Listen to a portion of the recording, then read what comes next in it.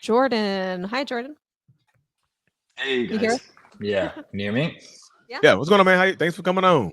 Yeah, thanks for having me. Thanks for everything you guys do to put content out. It's like one of the biggest, most helpful tools in the healing process. Hey, so I recognize your name. Are you Instagram? Yeah. Okay. I recognize that name. I was like, I see that name more somewhere. Okay, appreciate it. I was like, I don't know, my mind just like I see that name somewhere. So appreciate you coming on tonight, man. So are you still in the relationship now? Out of it? No, thank God. A little over 4 months out. Okay, so 4 months seems like a good time because who else said 4 months? Somebody else said 4 months. Oh, first guy, John. Yeah. He was. He Yeah. said 4 months. So how long was it going on? How long was the relationship? 3.5 years. Okay. It's a solid time. So first question then, man. Like, so who do you feel like you were before you got into the relationship dynamic? Somebody with boundaries, confident, had my life together, like successful entrepreneur, someone who traveled a lot for work and pleasure and was enjoying that phase of my life a lot. And getting back there now, which has been really nice. But it's like you have to really work at every step, that's for sure. Yeah, Absolutely. it's extremely tough dynamic to do. So where did you meet I didn't ask this question before. I'm just curious, like, where did you meet your ex at now? Las Vegas, I'll leave it at that. Okay. Yay. You're Okay. gonna leave a lot to the imagination then. Yeah, and No, it's I love probably it. exactly what you're imagining. I'm gonna leave it to imagination, but it's probably what you're imagining. I love it. So within this relationship, who do you feel like you had to become in order to, make it last, to survive it, for lack of a better word? You guys say it a lot. Everybody says it a lot. A shell of yourself is such a great descriptor. And towards the end, as the like kind of drawn out final discard was happening, it was always like putting around every day, like, who am I? Like, I don't, this isn't me, but I couldn't connect the dots, and unfortunately, like really only one person in my life ever kind of made little suggestions to me, like, you sure this is what you want to be doing? And it was just like it was just subtle enough to where I didn't really understand that it was because of the relationship. And but there's also like there's positives to who I had to become. Like I never thought that I wanted to have a family before, and she had 3 kids from a previous marriage, and discovered that I not only love, but I'm a really great caretaker of children, and built an amazing relationship with these kids who are amazing. They're just like top to bottom outstanding human beings, miraculously. And so I'm super grateful for that, actually. But at the same time, I also had to become like the protector of them, because she was abusive to them, on a daily basis, verbally, emotionally, and then on an irregular basis, even physically. And, there was a time where, she was getting very physical. I had to push her out of the house and lock the door, and, like huddled together with the children as they're crying, like, don't ever let her do that to us again. It's interesting to me just to hear this again, that this family dynamic is coming into play, like somebody, being somebody who didn't know that that's something I wanted or was, good at either. That's interesting to hear you say that. And I think that the bonds become stronger because of the abuse, almost like, like when you're like if you're kidnapped and by somebody and 3 of you are kidnapped, it's like you kind of build a stronger bond, or if you, go through a common situation together. So I don't know. There seems like there's some element of Yeah, that. it does seem like there's a commonality between that as well. But like the way you described it as a kidnap, like you find that bond between the victims. Some people find the bond also with the kidnapper. Right. That's where the Stockholm syndrome comes in. Like we bonding together. Like, hey y'all, we kidnap, we got to work together. But then the kidnapper comes in. He's like, you know what? She's not that bad of a person if you really think about it. It's just like Kidnapper starts to favor one or the other, Yeah. and they get a little more, Yeah. it's like the same type of dynamic in a weird way. There's some good times too. There's some good times the kidnapper gives us. Yeah. So there's fun times with the kidnapper. So it makes sense though. But it is a very interesting dynamic. And also, I've typed it into the chat, but like I love the fact that you said you found something positive in it as well. Like some of the change ended up being positive as well, that you didn't realize you wanted to the family until you got into this space, and then you bonded to the kids and whatnot as well. So I actually love that positive aspect of it as well. Because I always, just through my own kind of journey of personal development, you always try to find the silver lining or some type of positivity within this space in order to like not make it feel like a waste of time. Sometimes like it wasn't a waste of time. I got this bond. I did this, I did that, and whatnot. So I appreciate you for saying that. I really, really do. That means there was a piece of I can't remember if it was your content or not, but somebody had said, and it's something that really helped me look at it from this perspective, which is that the narcissist is your master teacher. They're going to teach you things about yourself and about life and people that you're not going to get, as quickly or as effectively. And once I like looked at it from that perspective and like realized, okay, like where was I before? I did have aspects of my life that I was, I'm very proud of. And then there's still, a ton of emotional maturity development that needed to happen too.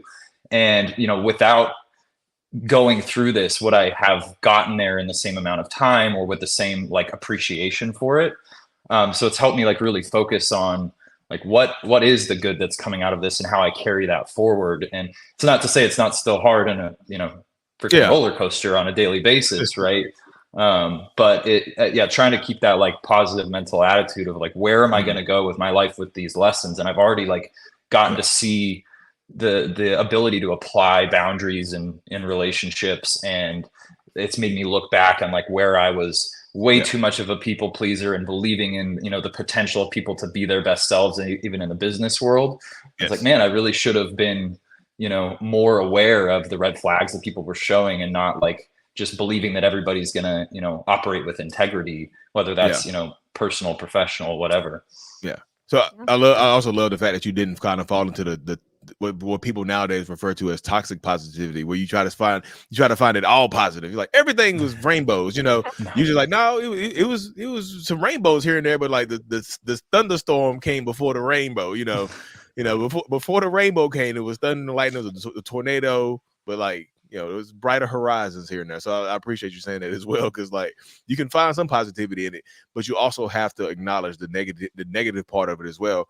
Or you just sometimes it keeps you staying there. It's like, it's all good, I can make positive out of everything, acknowledge the negative part of it as well. So I appreciate you saying that as well, because that's that is powerful. So next, so who do you feel like you are right now? Is there a big difference between who you are now as opposed to who you were in a relationship?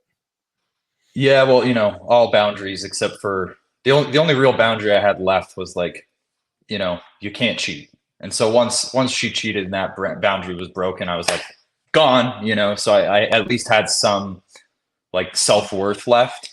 But like in the lead up to the end, on just such a regular basis, more than before, like the cycles were always there, but more than before, the level of just like disrespectful treatment was consistent. And it was like strange to me because it was at a point where I was like accommodating everything that had created tension before. Like I used to travel a ton for work, and every time I travel, she's like, "You're cheating on me," not trusting, FaceTime bombing me, and crazy stuff that accompanied that. And so I really I stopped doing all that stuff I needed to do, living up to obligations to try to accommodate her and not upset her. And can I ask you a question, Jordan, about that? Yeah. Did you actually start to have a fear of leaving, of traveling? Yeah. Me too. I had the same thing. I started like feeling like almost anxiety when I had to leave and travel for work.